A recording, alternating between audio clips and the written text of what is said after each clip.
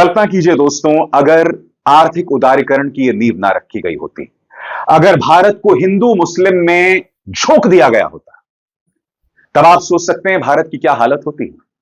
आज जो विदेशों में बैठ के एनआरआईज मोदी मोदी मोदी करते हैं, उनकी जमीन यहीं पर तैयार हुई थी जब देश में आर्थिक उदारीकरण आया था, जब देश में इन्वेस्टमेंट आया था, जब देश में कॉल सेंटर्स बने थे, जब देश के अंदर मल्टीनेशनल कंपनीज आई थी, तब कई भारतीय विदेशों में जाकर बस गए थे। वही भारतीय जो आज विदेशों में बैठकर मोदी मोदी करते हैं, वही भारतीय जिनमें हिम्मत नहीं है कि अब वो भारत में आकर निवेश कर सकें या भारत में आकर अपना धंधा चला सकें।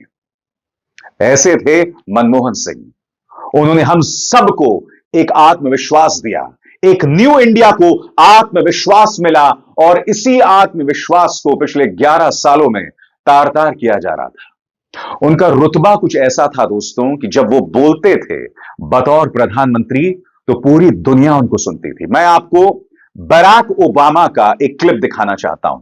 पत्रकारों से बराक ओबामा बात कर रहे हैं और यहां वो कह रहे हैं कि जब प्रधानमंत्री मनमोहन सिंह बोलते हैं ना, तो पूरी दुनिया उनको सुनती है। सुनिए उन्होंने क्या कहा। The extraordinary leadership that Prime Minister Singh has provided, not just to India, but to the world, has helped us navigate through some very difficult times. And I can tell you that here at the G20, when the Prime Minister speaks, people listen, particularly because of his deep knowledge of economic issues. और बात यहां नहीं रुकती है। Barack Obama राष्ट्रपति नहीं थे, उनका कार्यकाल खत्म हो चुका था। वो भारत आते हैं हिंदुस्तान टाइम्स के एक सम्मेलन में शिरकत करने। उनसे इंटरव्यू ले रहे होते हैं करण थापर। जी हां, और करण थापर उनसे पूछते हैं कि प्रधानमंत्री मोदी आपसे अक्सर कहते हैं कि आप उनके दोस्त हैं, माय फ्रेंड बराक। सवाल मोदी पर था, मगर बराक ओबामा जवाब मनमोहन पर देते हैं। वो कहते हैं ठीक है, मोदी मेरे दोस्त हैं, मगर मनमोहन वो हैं जिनकी इज्जत पूरी दुनिया करती है। उन्होंने यह भी कहा कि मनमोहन की सोच की वजह से आज भारत इतनी बड़ी ताकत है। सुनिए क्या कहा था बराक ओबामा ने। A lot, President Obama, has been written and said about your relationship, your friendship with Narendra Modi. At his invitation, you came as chief guest. You were the first American president to come as chief guest on Republic Day. You did a joint radio broadcast together. And frequently, Prime Minister Modi used to refer to you as my friend Barack. What's your opinion of Narendra Modi? I like him. But I really also was great friends with Dr. Singh. And, you know,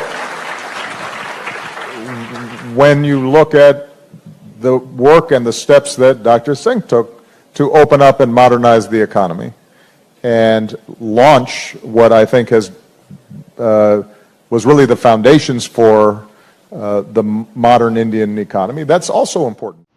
आप इन तस्वीरों पे निगाह डालिए दोस्तों। जब भारत ने nuclear deal पर हस्ताक्षर किए थे, एक न्यू इंडिया का जन्म हुआ था। यहां पर आप उन्हें जॉर्ज बुश के साथ देख रहे हैं।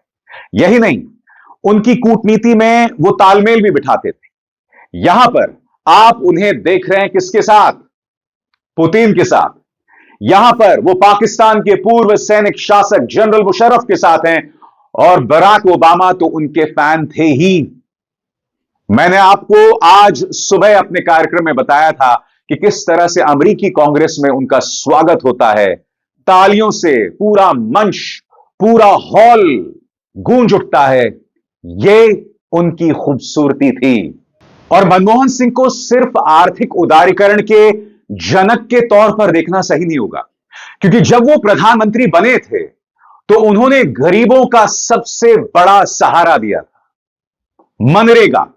जी हां, मनरेगा कांग्रेस के कार्यकाल में ही आया, क्योंकि जब देश में मंदी छाती है और जब देश के किसान, देश के गरीब के पास कुछ नहीं होता है, तब मनरेगा उसका सहारा बनता है। और यह मत भूलिए, सूचना का अधिकार, शिक्षा का अधिकार, जो इस देश के वंचित, दलित और कमजोर के बहुत बड़े अधिकार हैं, ये सब पूर्व प्रधानमंत्री स्वर्गीय मनमोहन सिंह के कार्यकाल में आए थे। ये एक हकीकत है।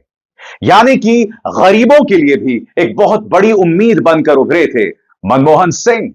और दिलचस्प बात, उनकी खास बात यह थी दोस्तों कि जो लोग उनकी आलोचना करते थे बाद में वो लोग उनसे माफी भी मांगते थे। मैं चाहूंगा आप नवजोत सिंह सिद्धू का यह बयान सुने।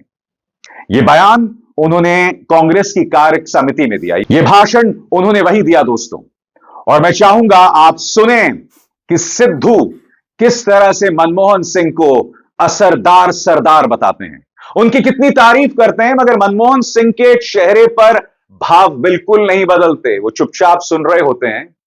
यही उनकी परिपक्वता थी, यही उनकी मैच्योरिटी थी। सुनिए उन्होंने क्या कहा।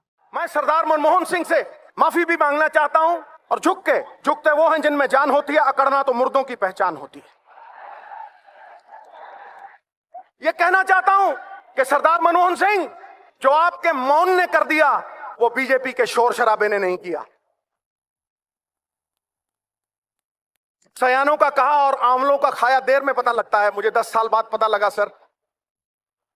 आप कहेंगे देर आए दुरुस्त आए, तो आपके लिए कुछ अर्ज कर रहा हूं, आपके मौन के लिए कुछ अर्ज कर रहा हूं। परिंदों को मंजिल मिलेगी हमेशा, परिंदों को मंजिल मिलेगी हमेशा, ये फैले हुए उनके पंख बोलते हैं, वही लोग रहते हैं खामोश अक्सर जमाने में जिनके हुनर बोलते हैं।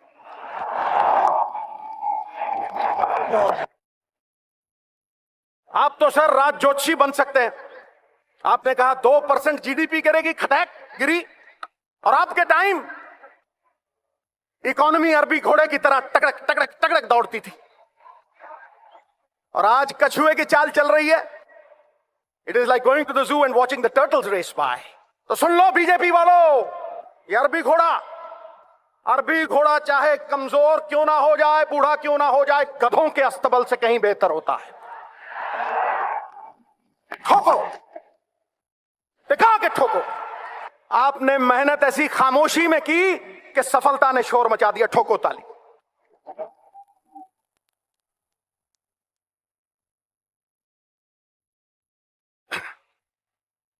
मैंने गंगा नहा ली सर, आपके चरणों में सर रख के। आप सरदार भी हैं और असरदार भी हैं।